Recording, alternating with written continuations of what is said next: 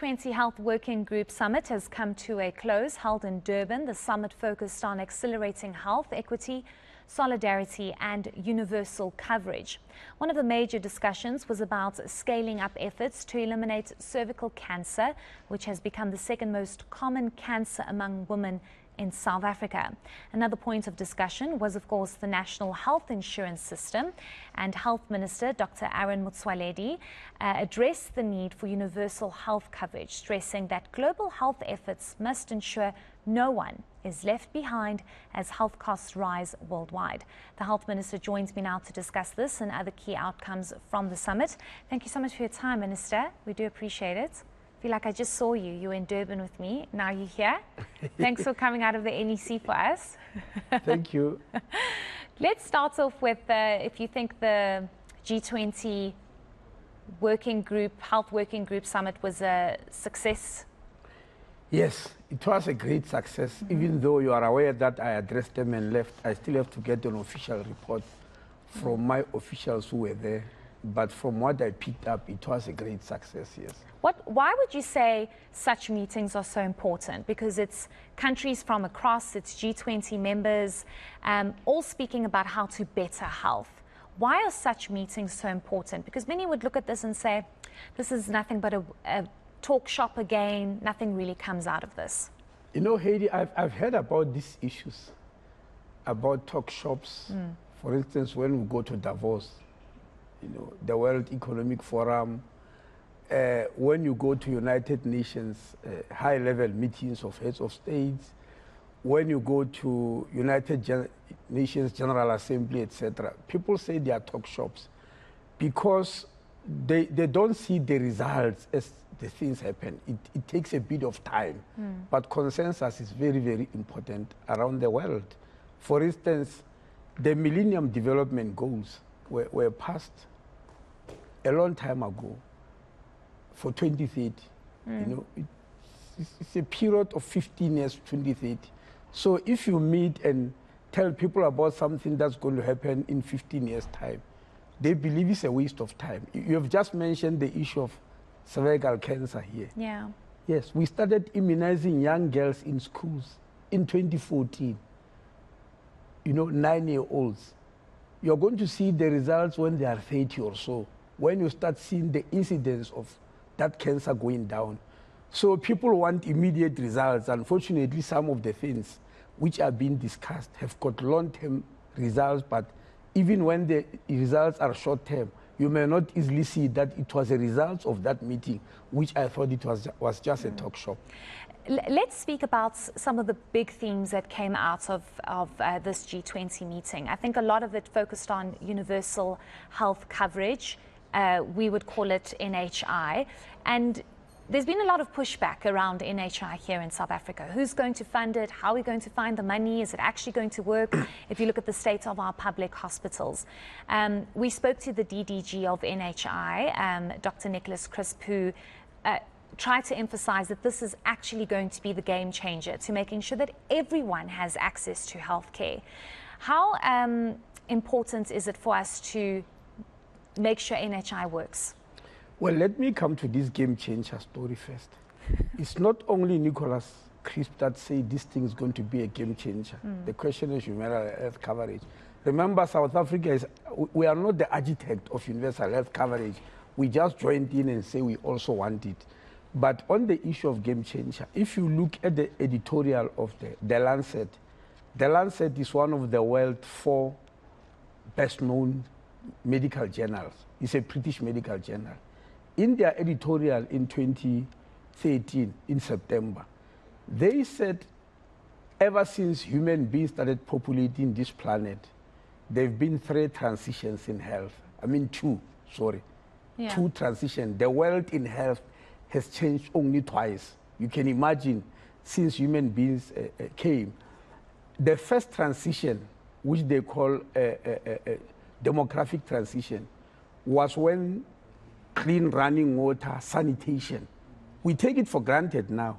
We can't even imagine there was a time when something like that was not there. We thought We thought we were born with sanitation, clean running water. But in some instances, it is the case where people actually don't have proper running water. Yes, exactly, exactly. But I'm saying we take it for granted. We don't know that there was a time when it was not even there for anybody, and people were dying like flies. When it happened, it was the first transition. The second one, which is called epidemiological transition, was when immunizations, you know, human beings started using immunization to stop diseases and destroying some of them like smallpox, polio, etc., etc. That was the second transition. Then they said the third transition will happen when universal health coverage comes in, meaning the manner in which healthcare is financed, so that your health should not be determined by your economic status or your wealth. You know, that's exactly why they'll say it's a game changer, and it's going to be, and it has been in many countries who came up with it. So how do we fund it? Well, look, there has been argument about this issue of funding, Heidi, as if we are the first country to come with universal health coverage. And my answer has always been this: how did other countries fund it? How did we fund education? How are we funding transport? How are we funding the army? How are we funding the police? How are we funding everything else? But when it comes to air health, we ask a question. And it's not for the first time that this question was asked. Yes. In 2010, when we put up the world's biggest HIV counseling, testing, and treatment campaign, we asked the same question when we said every South African who tests positive for HIV is going to put on ARVs. They asked us, can we afford it? And my answer was, can we afford not to? Can we let all people die and say we don't have money to fund that? Today, when we started that time, we needed only 3.5 billion. Today, we need 46.8 billion. If in 2010, I told anybody that by this time, we'll be spending 46.8 billion on ARVs, people are going to say impossible. Please stop it. It can't happen. Where are you going to get that amount of money? It's impossible. So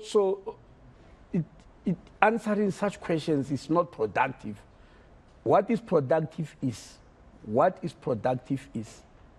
can we let human beings die of diseases? Okay, so can we continue as a country and run an economy when human beings are dying? So let me tell you, Minister, it is productive to ask the question, and the question must be asked in the context of our economic performance, what we've seen happening in this country when it comes to corruption, mismanagement of funds. And it's not as though the health department is immune to that. So that's why there's concern, because everyone just wants to understand, will I, Heidi Jokos, as a taxpayer, need to pay more for universal health care? How exactly is it going to work? That's the question. It's not being against NHI by asking the question of funding. It's an important question that must be answered.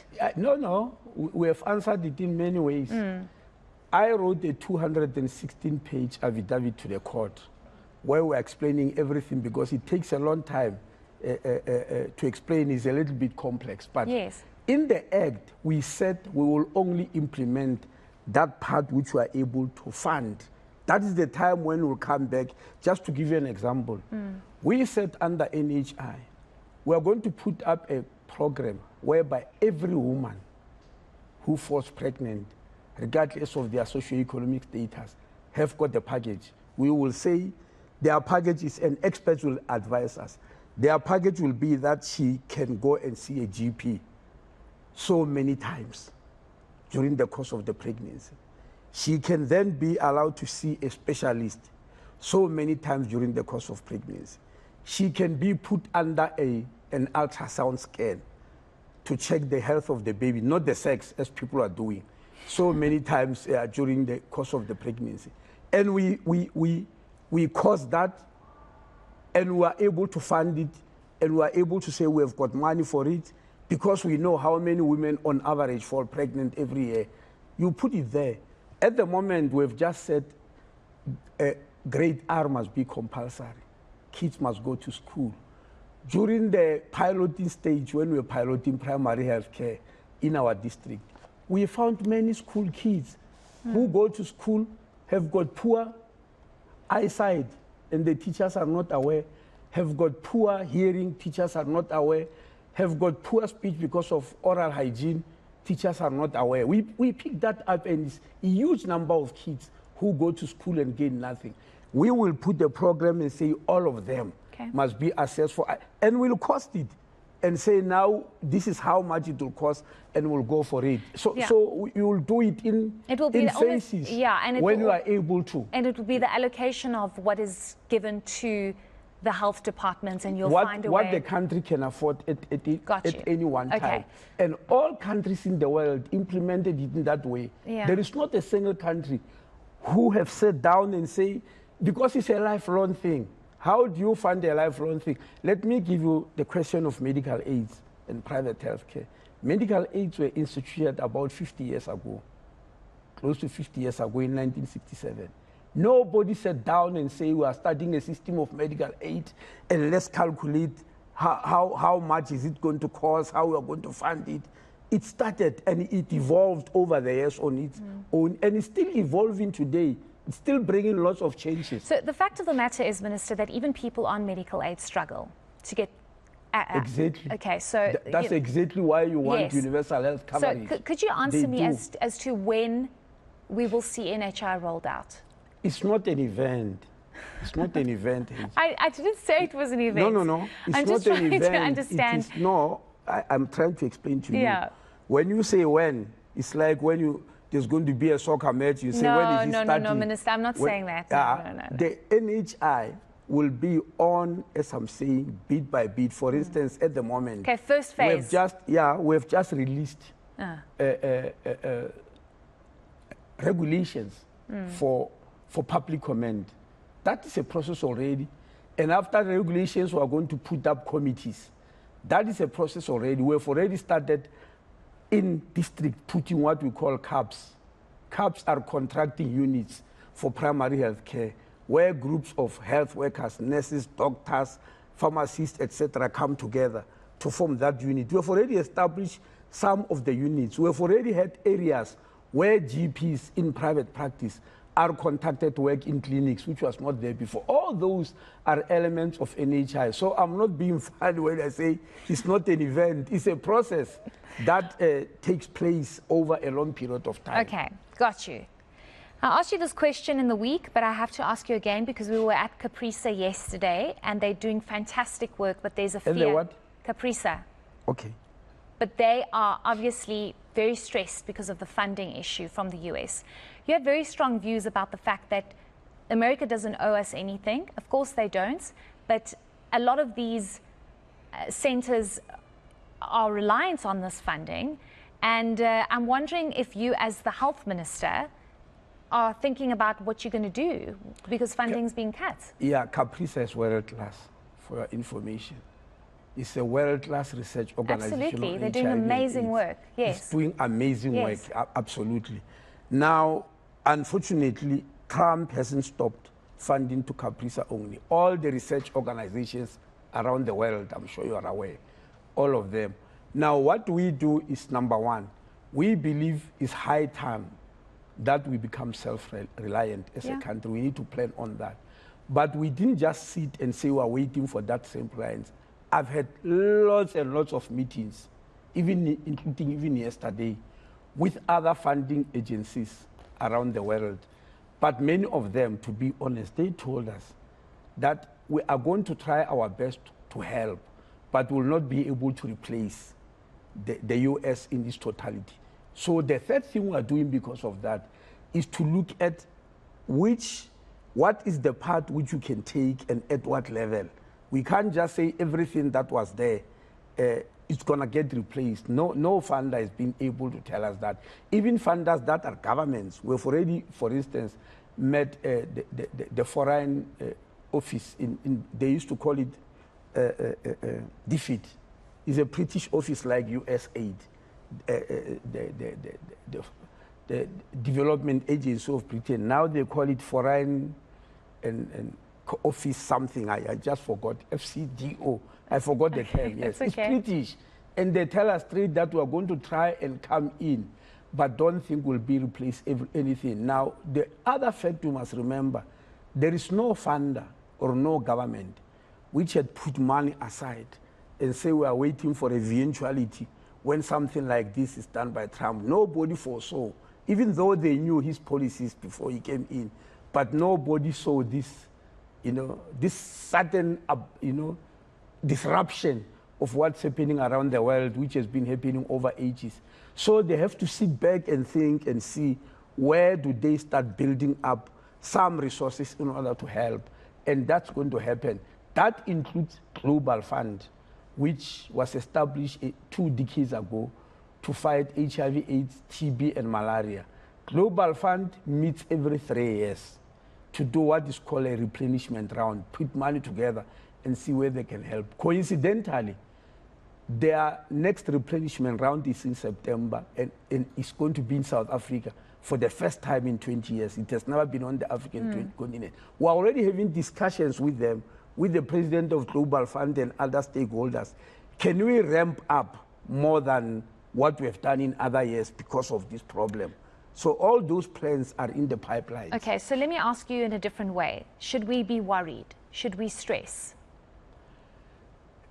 Well, it depends what you mean by stress, and it depends. Because if I look at, let me give you an example. So yesterday, when we spoke to the deputy director of Caprisa, she explained to us that 3,400 young girls and women get infected with HIV weekly. Weekly. Okay, and they are doing extensive research to try and prevent that from happening. Now, if funding is stopped, their research stops. They're also doing other things, obviously looking into cervical cancer and the high infection rates. I mean, you, the doctor, not me, you know extensively what they do. But if funding is stopped, the science stops, the research stops, which means there could be an increase in infection. Am I right or am I wrong? No. Hey. So what I'm asking you, Minister, and I need you to be fair, because there are people worried about this. And there are people that are infected and are watching us and going, am I going to be affected? So I'm asking you, are you doing everything in your power as the health minister to alleviate as much pressure as possible from these centers that have funding being cut? Absolutely, Heidi. Okay. And you don't solve any problem by worrying or getting scared. You don't. And that's the last thing you must do. Because by stressing and worrying, you don't solve any problem. And I'm not about to say, yes, everybody must get worried and stressed. No, because we are trying something. One of the things we have tried when this funding stopped, starting with PEPFAR, we said, let's take a decision that nobody will ever run out of ARVs at the time and when they need it. In other words, any person who's on ARVs, they must. It's been tested in 7 countries. One of them is South Africa. And the biggest test is going on here in South Africa. It's going to be a game changer on that disease of TB. So it doesn't mean that if funding has dried up because of the Trump administration, then we must stand up and say the world is going to collapse. That will be a very wrong attitude and approach to this problem that we are faced with. Got you. Just one last question, Minister, because I'm running out of time. But and I know this question is always taken, there's a lot of defense when this question is asked, but it's a valid question because a lot of people experience difficulties in public hospitals. A lot of people walk into a public hospital, they have anxiety as to whether or not they're going to come out alive or not. Sometimes the treatment is not great, but there's also great success stories about treatment they receive in these public hospitals. Now, I want to ask you as the minister, do you think that you're doing enough to ensure that whoever decides, not decides, because some people don't have a choice, walk into a public hospital, that they get the best and that you are doing all you can to ensure that? I am not going to defend anything. Absolutely, Heidi. Well, let's start here. I personally take my treatment in public hospitals. You do? Yes. You go to public hospitals? Oh, yes, I've done. It has been in the papers and all that. Yeah. I've already had 2 major operations in Steve Biko. I was admitted 3 times in Steve Biko Academic Hospital because that's the nearest next to my house. I go there. And I know this is the problem we're having, Heidi. The doctors in public and private hospitals were trained in same institutions. They were with, people who are in private practice now were sitting with me on the same desk, in the same classroom. So our knowledge is the same. Yeah. The difference between public and private is facility management. Private hospitals have got what you call the best hoteling services you can ever have. But in terms of management and treatment, the doctors are good.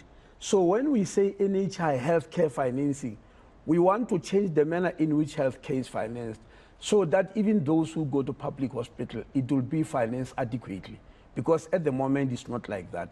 Let me give you an example about Helen Joseph. I'm the one who went to the public protector. Helen Joseph is in the news, and yeah, very bad. But the things that Mr. London took to the public protector are 7 complaints. Sure. 5 of them were dismissed.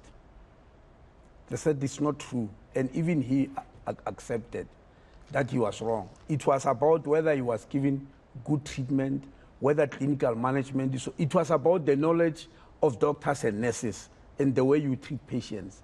The other 2 where he won, which is in the press all over, are the ones I've mentioned. It was on infrastructure and cleanliness and human resources. That is the hoteling services, facility management I'm talking about. That is the one that gives me sleepless nights. And I want to sit down and see how we can resolve it. If you listen to the State of the Nation address, the president, when he said we are going to start putting preparatory steps for NHI, he mentioned massive infrastructure build for public hospitals. He even gave the numbers. In May, when I read my budget, I'm going to give the names and tell you why. You know, and it's not only going to be mortar and bricks, it's going to be infrastructure and equipment and all the resources that are needed to run a normal hospital. But in terms of knowledge, and some of these things we mentioned and the media doesn't believe us, are you going to believe you when I tell you that we've got a unit, nuclear medicine department at Steve Biko, run by a young man, Professor Mike Sateche, which is so good that even private hospitals refer patients to him. I believe you, yes. Yes. They refer to him, but it's not reported anywhere. So good is he that 50 of the patients he has seen recently from 2017 were referred by European governments who have got confidence in there that if we send the person there, they'll be okay. So the problems that happen in Helen Joseph are not universal problems, as people are saying. It's just that it's very common for all the wrong things to be seen in public because of facility management, because budgets are being cut. I showed the graph, even in cabinet, how the health budget has been cut over the last 7 years. And when you cut a health budget, the health budget is cut in public hospitals. In private hospitals, the budget is increased. Via what? You'll say it's money from their own pocket. No, it's not true. Okay. Via what? Via medical aid subsidies from the state itself, via tax credits. Even now, we are talking about the health budget that is still inadequate. But very recently, the money for subsidizing private health care has increased from government itself. And the tax rebates also increased from government itself. And that weakness is not being looked at. People will choose corruption, mismanagement. I'm not going to challenge you and say those things are not happening. I work on them every day, I fight them every day. But surely, Heidi, we can't tell a poor person somewhere that we are not going to give you this universal health coverage that will help cover you because of corruption. Let's put mechanism to fight that corruption. You need to sort your house out. Let's sort that mechanism and say there's corruption here. And I've said many times that I'm prepared to put all the people who hate corruption with all their heart, to put them in the committees to make sure that they take care of whatever money or whatever program.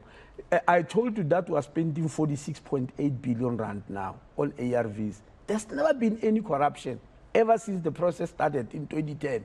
Even with PEPFAR, ever since they started 20 years ago. You don't remember them pointing that there was some money that was missing. We've been able to keep it, and each and every cent is going to patients. So we can be able to do that. It can be done, absolutely. Yes. Let's just get it done and make sure that everybody has access to healthcare. So we trust in you, Minister. Thank you. And don't Thank shout you for at that. me. Thanks, Minister. I appreciate your time. Thank you. Thanks for coming into studio. That was the Health Minister, Dr. Aaron Motsoaledi. We'll be back after the break. Do stay tuned to South Africa Tonight. Oh, I thought you were going to hide.